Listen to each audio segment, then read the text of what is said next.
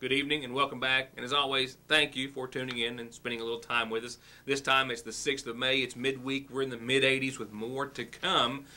Our chances of some showers and or accompanying thunderstorms are starting to increase as the 80s continue to do so as well. But I do have a system that's going to roll through by the end of the forecast period and put us down into the mid and lower 70s. So there is few changes that we'll have to mention in your forecast forthcoming in just a few moments. A lot of ground to cover. I know I say that nearly every night. It's not just a habit. Indeed, it is factual. Tonight, a reminder about an important event, the third annual of such this Saturday, and a couple of remarks in the following interview that, well, kind of moved me for a whole lot of reasons, personally and others. We'll talk about that and talk with the young lady in just a few moments. And the University of Pikeville has some dates they've asked me to pass along to you as well. And with the May 19th primary, the governor's race certainly heating up.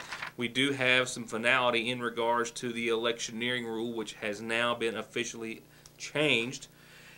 An update on that robbery that took place Monday in McGoffin County, just to give you some more information on that, what I can this evening, and a whole lot of other news and information to follow, and now what's left of the next half hour. Now, there was a call of emergency. I know a whole lot of folks have police and radio scanners in your homes, and there was a call of emergency in the Ramey Park last night. The park is, of course, a very popular place to be this time of year, and a small child around the age of 2 or so had fallen some feet, 5 or 6 feet from the bleachers.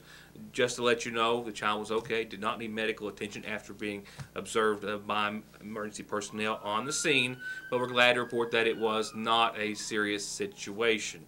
Now, there was also another call involving a young person, a little older, I think around the age of 10, who may had suffered a laceration after being involved in some sort of an incident earlier today. I know the Sacramento Fire Department was responding to that shortly before airtime, and nothing more to speak of on any details in relation to that incident at this time. Other than that, it's been a relatively calm and quiet past 24 hours. However, that does not take into account the report that I aired last night. Little new to add to the situation tonight, but I do need to repeat the details this evening, of which I had very good details and specifics about the identification, or if you will, the appearance, I should say, of 2 individuals who are still being sought after by local and state authorities in regards to a robbery of a McGoffin County woman in her home this past Monday afternoon or evening. No additional information to report on the matter tonight, but I do want to relay this information again in hopes that it will help authorities make an arrest or arrests in this case. Now, I haven't spoken to investigative authorities as of today, but we will try to have an update on that front tomorrow. But last evening, I told you about Monday evening's events at the home of Louise Hampton on Route 30. If you get off, say, at the Route 30 exit on the Mountain Parkway, it's between there and Mill Branch on the left, roughly. And it was Monday around 3:30 or 4 when 2 men in a pewter-colored pickup truck, regular cab, pulled up to her residence, and one came to the door. He was an older gentleman. Pretend that I didn't used to use the word gentleman. He was an older man, older than his 50s, maybe in his 60s or so. He was a small build of regular height, and he was wearing worn or dingy gray work pants with a matching colored long sleeve shirt that was rolled up. He had a couple of white spots of paint on his left arm. He was wearing his pants with some jersey gloves or work gloves tucked in and some work shoes or heavy work boot. And he was also wearing a cap. And he came to the residence portraying himself as a worker employed by the county to make repairs to Miss Hampton's home, of which she immediately became suspicious, but went through the motions with the ruse in hopes that they would leave her residence and she would be spared her life and, not as important, her belongings. A second individual was in the truck, a younger man, not in his 50s, in his maybe 40s or maybe even 30s. He was wearing a white T-shirt with a large white stripe across the chest, a thinner stripe to the top and a thinner one on the bottom. His jeans were cleaner and not worn or tattered. He was also he was not wearing a cap, but he was balding with dark hair. Both were described as having few or no teeth. The younger of the two, the second suspect, was also said to have had a physical condition and had like a drawn shoulder to where he couldn't move his neck individually. He had to turn, and he was a little lowered on one side and one shoulder. They anyway kept her occupied and preoccupied and distracted, and ultimately, after spending several minutes in her home making her extremely nervous, stole the cash from her purse and then left the scene in that pickup truck and have not been seen since. However, she did, as I told you last night, have a very finite description of the two that I just told you. This being that same description of suspect number one, the older man who came to the door first, will be followed by a repeat of the second suspect in just a few seconds. The McGoffin County Sheriff's Department has a case investigating at this time, as well as the Kentucky State Police, who has also sent a detective who has also interviewed Ms. Hampton. You can call either of the entities or us here at the studio here at Your News Today at 3699. If you have any information, if you may have seen that truck, once again, a pewter-colored regular cab pickup truck. That's all the details we've been able to gather thus far, but those were, we believe, to be 100% accurate based on other individuals who saw the same truck outside of her home. So keep that in mind. If you do have any information, see anyone matching this description in the oncoming days, please call the authorities. Hey guys, Jason Weffenstedt, sales manager at the all-new Hutch Chrysler Dodge Jeep Ram in Paintsville, Kentucky. Where, as you can tell behind me, we're just weeks away from opening our brand new dealership, and we want to invite everybody down to take a test drive and be entered to win a free vacation package from Hutch Chrysler Dodge Jeep Ram in Paintsville, Kentucky. They're only weeks away from their grand opening, but they're open for business today. So come in and get entered for a vacation package to be given away at the brand new Hutch Chrysler Dodge Jeep Ram in Paintsville. 297-5066. To get high-speed internet on their state-of-the-art fiber optic network for all of your home and business solutions, or to watch TV without a contract on over 200 digital channels with superb quality, or stay connected with family and friends with 24/7 telephone service you can always depend on, contact Foothills Broadband today. Or just click on their link to the right to find out how they're working to provide the latest in communications at affordable prices with exceptional service at Foothills Broadband. The third annual Great Strides Walk in McGoffin County is coming around this Saturday. It's going to be nice weather-wise, and it's also going to be an event that you can bring the entire family to.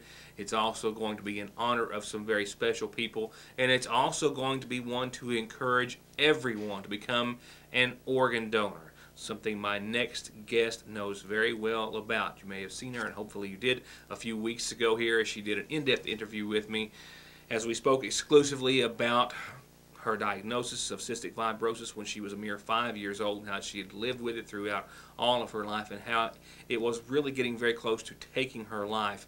And just in the very nick of time, she received a full lung transplant and has since been recovering so very well that she herself will be making the walk. I give you our friend Tracy Watson, a miracle and much more than the making. Great Strides Walk for cystic fibrosis will be Saturday, May 9th. It will begin at 1 o'clock with registration. We'll have a table set up to register. Everybody needs to register. That just helps us keep count of who all's attending. If you have any donations, you can turn it in at that time. During the day, we're going to have entertainment by Anointed Hearts. We'll have a food booth set up by North McGoffin Fire Department. We'll have some blow-ups for the kids. We will be having an auction. We have several items to auction off. The walk will be the same route. We'll start from the park, go to the IGA, and back to the park. If you can't walk, that's fine. Just come and enjoy the day and help support the cause. This will actually be my first time to walk, so you can also come and witness my miracle. Tanya Ward will be here to speak to us about organ donation and how to become a donor. Organ donation saved my life, and it could save someone you love someday. So be a donor. I'm proof that it works. I would like to also remind the businesses with purple ribbons that May is Cystic Fibrosis Awareness Month, so you can leave your ribbons up all through the month of May. And I want to thank everyone for their continued support. So mark your calendars, May 3rd, 1 o'clock here at the park. The weather is going to be great, so come out and join us in raising awareness for cystic fibrosis.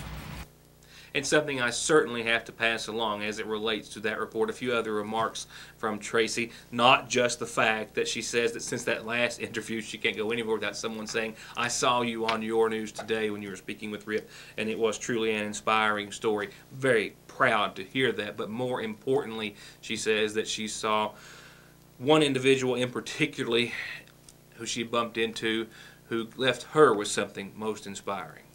We had a bake sale a few weeks ago at IGA.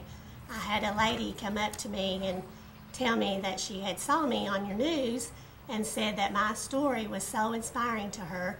The very next day, she went to the clerk's office and signed her donor card.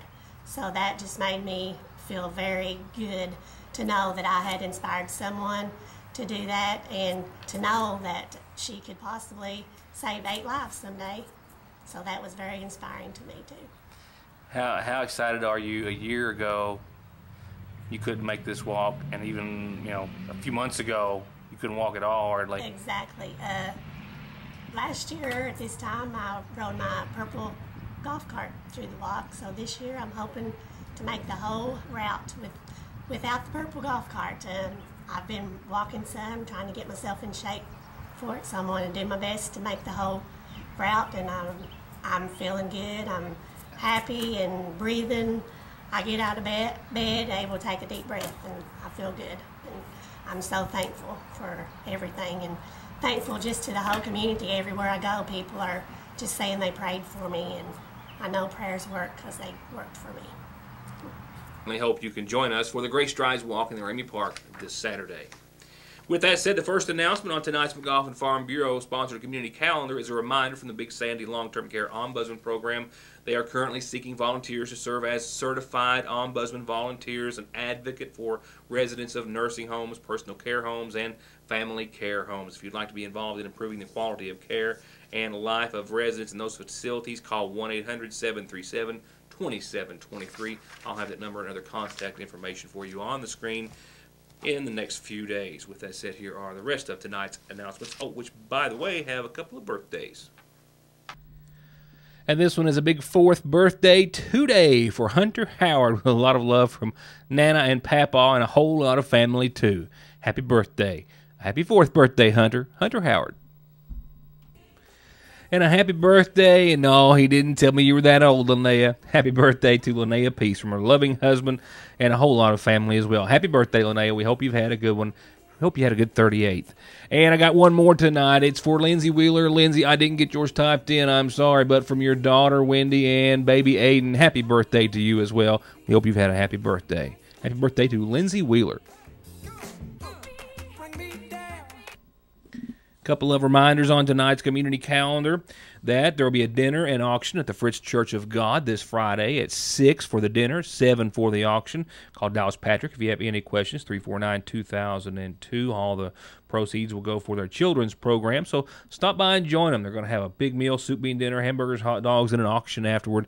And the Gullett Family Reunion is this Saturday morning starting at 11 in the Ramey Park in Sagersville. Bring the whole family, all relatives invited, and if you can, bring a covered dish with you. It's going to be in the Joy Global Shelter, which is over between the ball fields and the pool there in the back.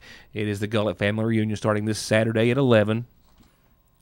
And that's it for tonight's calendar announcements. Remember, this is how you get them on here. They're always free. And remember, you can also, of course, catch Your News Today on yournewstoday.com. Turning to funeral service announcements provided by the McGoffin County Funeral Home. We've learned that 82-year-old Clyde Wireman of Gunlock has passed away. He was preceded in death by his wife, Ida Howard. He's survived by 2 sons, Clyde Wireman Jr. and Ivan Wireman. He's survived by brothers Claude, Haroldine, and Russell, as well as sisters Emily, Charlene, and Cashetta. Services are going to be held this Thursday, tomorrow at 1 o'clock at the Living Word Pentecostal Church in Gunlock. Visitation will continue this evening at the church, and then burial will follow services at the Howard Family Cemetery, also in Gunlock.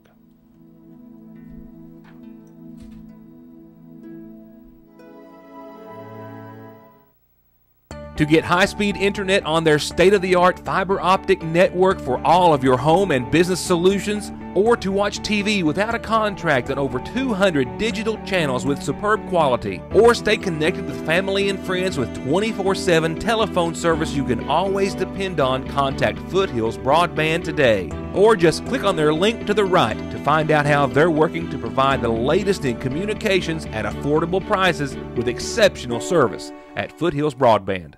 With the May 19th primary just a couple of weeks away, things are heating up, especially in the governor's race. As far as electioneering is concerned, I referred to it a few days ago. It has now been officially approved, and it is a significant change as it relates to electioneering within a certain distance of polling places in Kentucky. Due to a lawsuit that challenged the law and then that law being overturned and then being upheld by a federal court, there are now some new guidelines when it comes to electioneering within a polling place across the Commonwealth of Kentucky. Election officials have now officially signed off on what's right now considered emergency regulation that goes into effect immediately and bans electioneering within 100 feet of polling places. Of course, you'll remember the old boundary was 300 feet, and when that was overturned and then upheld in federal court, there was nothing in place. Now they have put this in on an emergency basis, which follows similar electioneering guidelines in other states. Nevertheless, it is in effect now and through the May 19th primary election. Its future after that is unclear at this point, but it follows, of course, the upholding of the state law that banned electioneering with 300 feet being ruled out. Secretary of State Allison Grimes says that a campaign-free zone around any voting location is a must to help prevent voters from feeling intimidated and, of course, going towards preventing election fraud as well. Now, this also does not apply to any private property, whether it's within or not 100 feet of a polling place, but once again is effective immediately and during the May 19th primary. Electioneering is now allowed within a distance of greater than 100 feet rather than 300 feet as it was before. And keep in mind, private property also is excluded. Our friends at the University of Pikeville, UPike, is honoring the academic achievements of students in the College of Arts and Sciences, the Coleman College of Business, and the Elizabeth Acres Elliott School of Nursing, and the Kentucky College of Osteopathic Medicine on Saturday the 16th.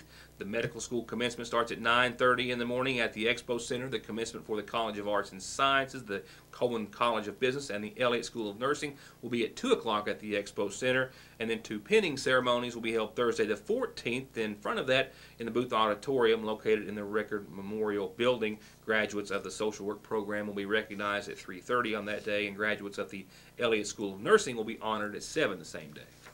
And Congressman Hal Rogers will be the keynote speaker for the Kentucky College of Osteopathic Medicine commencement, during which he will receive an honorary Doctor of Public Service degree. Also, Walter E. May, President and CEO of Pikeville Medical Center, will be presented with an honorary Doctor of Laws degree, during which Wilbur W. James, Jr., to the right of your screen, will deliver the commencement address for the College of Arts and Sciences, the Coleman College of Business, and the Elliott School of Nursing. In July of 2010, James became the 7th president of Toyota Manufacturing in Kentucky. As such, he leads Toyota's largest automotive manufacturing plant in North America, while also championing quality initiatives for Toyota's 14 North American manufacturing operations. He's been named one of the top 100 most influential blacks in corporate America. During the commencement ceremony, James will receive an honorary Doctor of Humane Letters degree. And finally, we'll put the lid on this Wednesday's program with your Licking Valley RECC forecast. I had near 90 degrees out there today at the studio, and a light wind from the southeast at around 3 to 5 miles per hour. We'll see 56 tonight. That light southeast wind will continue and then diminish throughout the evening. Partly cloudy skies will prevail throughout the rest of your evening, taking us into your Thursday's forecast, where we will expect to see a little patchy fog in the morning, mainly before 9 a.m. Mostly sunny there afterwards, and the upper 80s. Mid-80s a sure thing, upper 80s a safe bet. A low of 57 tomorrow night, mostly sunny skies following the fog, and only a few clouds late, much like today's forecast, as will be Friday's as well. And in fact, the last day of the work week, for most everyone at least, I hope, will be again mostly sunny, temperatures in the mid-80s at 86, a little fog to start it off, and then mostly clear skies before Saturday rolls around. 59 degrees for your nighttime low. Those clear skies Friday night will continue into your Saturday. Once again, mostly sunny, mid-80s, possibly even upper. Partly cloudy skies late. Low of 60 degrees, quite comfortable, quite hot, and quite summer-esque.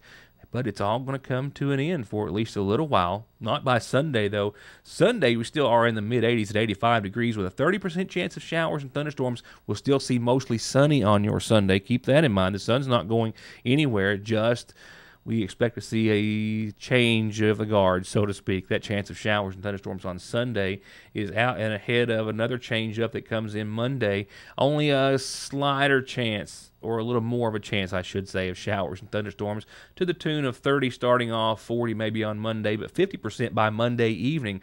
With that, those partly sunny skies will turn to mostly cloudy skies Monday night, and then on Tuesday, that same front that starts to change on Monday gives us a bigger change on Tuesday. 76, partly sunny, a low of 53, a 30% chance of some showers and storms lingering. And then on the backside of that, the low 70s on Wednesday. I've got 71 degrees and mostly sunny on your next Wednesday, falling back to, well, kind of closer to where we actually should be, so to speak.